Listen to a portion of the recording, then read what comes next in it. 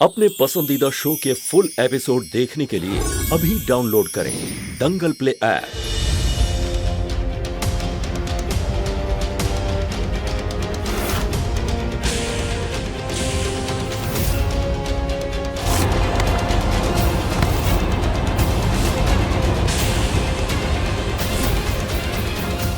क्या देविका जी ही वो बहरूपिया थी?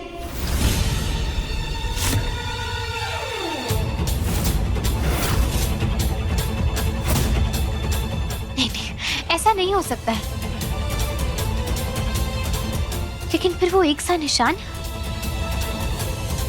देविका जी दामिनी जी बनकर इस घर में आएंगी ही क्यों? कि आज से मेरी जिंदगी की नई शुरुआत होगी, लेकिन तुम्हारी कहानी का होगा दी एंड। उस रात उस औरत की मौत सच में हुई थी या फिर वो भी एक छलावा था? दामिनी जी अब इस दुनिया में नहीं रहेंगे। लेकिन फिर एक लाश तो आई थी ना इस घर पर, वो किसकी थी? मुझे कुछ समझ में नहीं आ रहा है। दी, ऐसा नहीं हो सकता।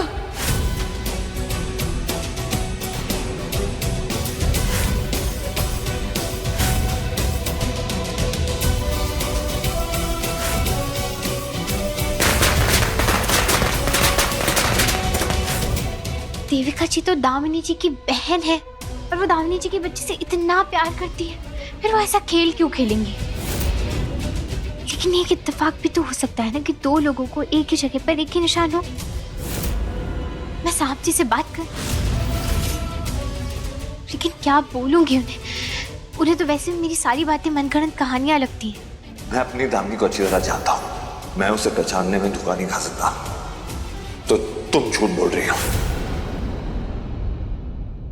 वो डॉक्टर की बात बताई थी मैंने, उस पर तक उन्हें यकीन नहीं हुआ, फिर वो इस बात पर कैसे यकीन करेंगे जिस पर मुझे खुद ही यकीन नहीं हो रहा है?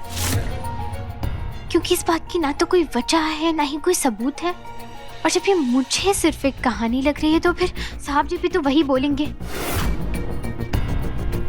अगर गलती से भी ये बात गलत निकली ना तो मैं साहब जी की नजरों में हमेशा के लिए झूठी साबित हो जाऊंगी और फिर वो कभी मेरी बात पर यकीन नहीं करेंगे।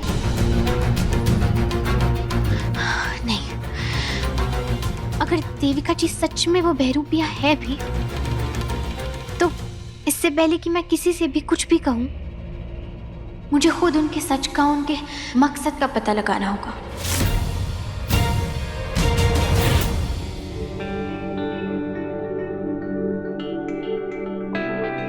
घाव ज्यादा गहरे नहीं है, जल्दी ठीक हो जाएंगे ये। थैंक यू डॉक्टर, इतने कम समय पे हमारे पास आने के लिए। Thank you. हाँ रख दो। Thank you. Please. Thank you. और ये तुम्हारे लिए।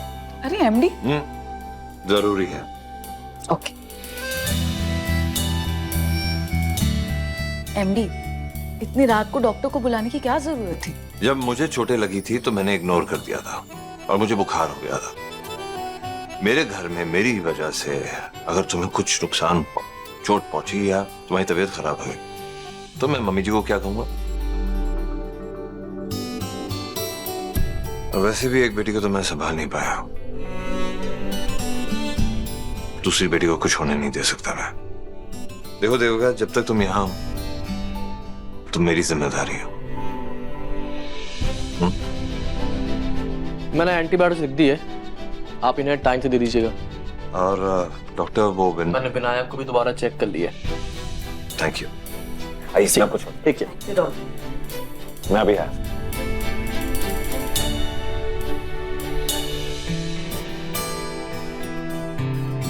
थैंक यू देविका, तुमने मेरे विनायक की जान बचाई। आज सिर्फ तुम्हारी वजह से विनायक बिल्कुल ठीक है। MD seat.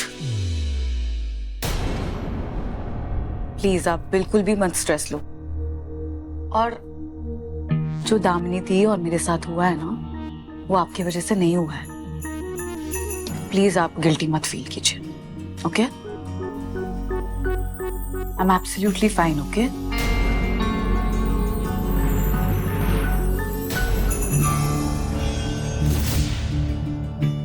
ये पूरी दुनिया का जो आप बोझ अपने कंधे पे उठाते हो ना, लगता है आपका नाम बहुत जल्द माधव से मसलमैन रखना पड़ेगा। तुम भी बिल्कुल दामिनी की तरह बातें करती हो।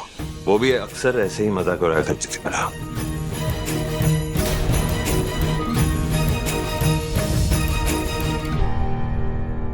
तुम्हारे और दामिनी के साथ जो कुछ हुआ उसकी गुनहगार सिर्फ आराधना है। तो हमारी जिंदगी में आई मेरी वजह से। उसमें गलती किसकी हुई? मेरी। मैं खुद को चाहकर भी माफ नहीं कर पाऊंगा। थैंक गॉड कि तुमने सही टाइम पे दुनिया को बचा लिया। उसके लिए मैं तुम्हारा शुक्रगुजार हूं। Thank you.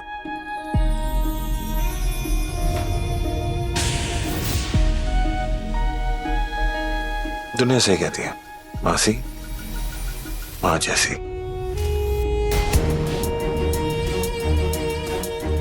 एनीवेज, अपना ख्याल रखो और कोई भी चीज की जरूरत हो तो तुम जलेबी को बता देना, ठीक है?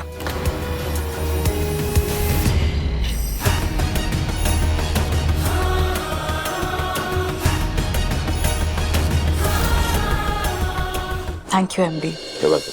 चलो।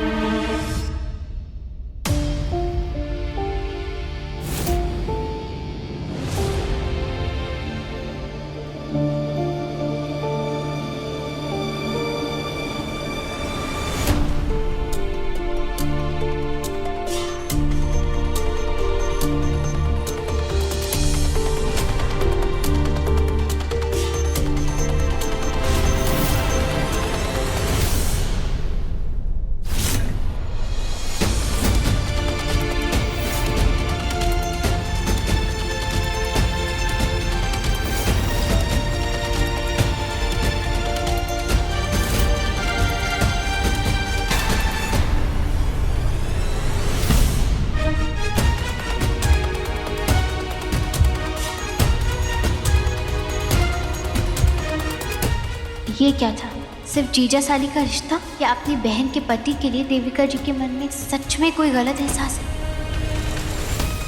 लेकिन मैं एक बात तो दावे से कह सकती हूँ, मैंने साहब जी और दामिनी जी की मूर्ति ही बनाई थी।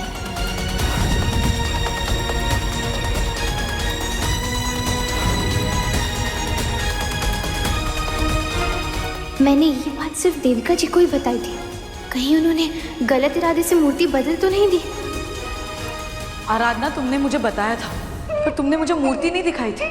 जब मैं मूर्ति देखने वाली थी तो तुमने उसे पेपर से ढक दिया था। तुमने कहा था कि एमडी सबसे पहले ये मूर्ति देखेंगे। तभी उन्होंने झूठ बोला था।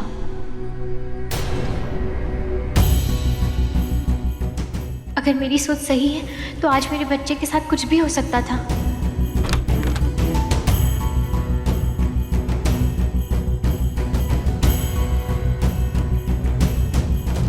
मुझे अच्छे से याद है, मैंने विनायक के कमरे में कपड़े का थैला ही रखा था।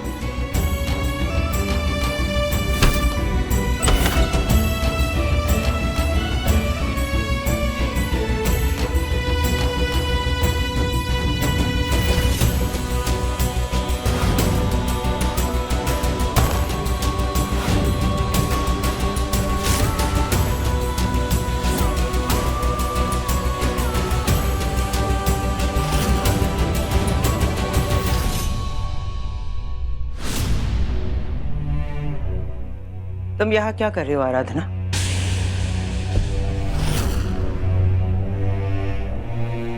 मैडम, वो मैं यहाँ चीजें याद करने की कोशिश कर रही थी और मुझे बहुत ही अच्छे से याद है कि मैंने पटाखों की थैली यहीं रखी थी। और एक माँ अपने बच्चे को लेकर ऐसी लापरवाही कैसे कर सकती है? मुझे याद है मैंने कोई गलती नहीं की है। अगर तुमने ये काम नहीं किया, इसका मतलब यही हुआ कि कोई तो है जो जानबूझकर तुम्हें फंसाने की कोशिश कर रहा है। कौन कर सकता है ऐसा? कौन है इस घर में जो तुम्हारा नुकसान करना चाहता है? क्या बताऊं मैं इनको? कोई मेरी बात पर यकीन ही नहीं करेगा।